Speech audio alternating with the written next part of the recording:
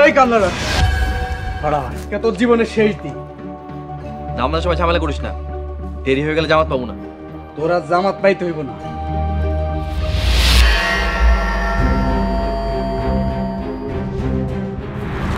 আব্বা আপনি যান, অগশত্রুতা আমার লোকে, যা করার আমারে করুক।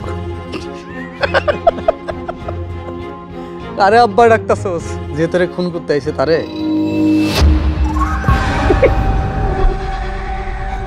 মানে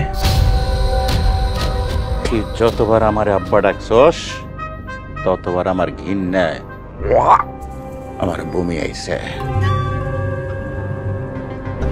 তুই সামান্য কামলা হইয়া আমার মাইয়ারে বিয়া করে নিয়ে গেছস। ওই তুই কি ভাবছস আমি তোরে ছাইরা দিমু? তার মানে আজকে যা করছেন সব অভিনয় ছিল, আমাকে মানতে পারেন নাই? শ্বশুর আব্বা কামলাই তো বিশ্বাস করতেছে না, তার প্রমাণ দিয়া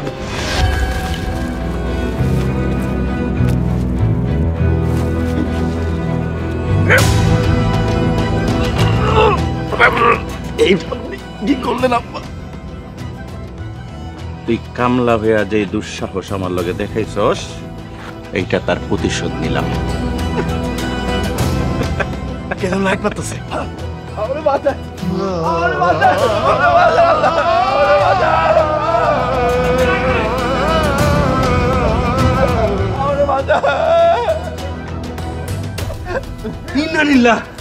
তোমার চুরি মারছে বেটা। খারাপ, আমি ভ্যান নিয়ে গেছি।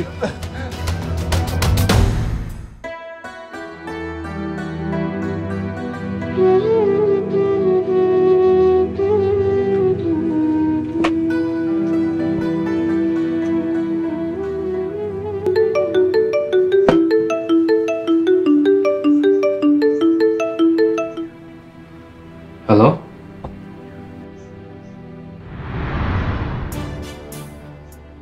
কি কইতাছেন এসব? কিভাবে হইল?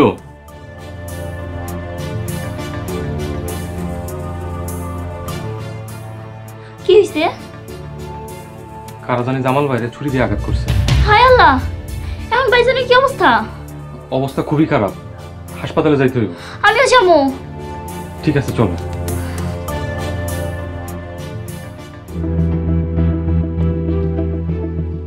এত বড় একটা আকাম করে ফেলাইলি, অথচ আমার একবারও জিজ্ঞাসার প্রয়োজন মনে করলি না।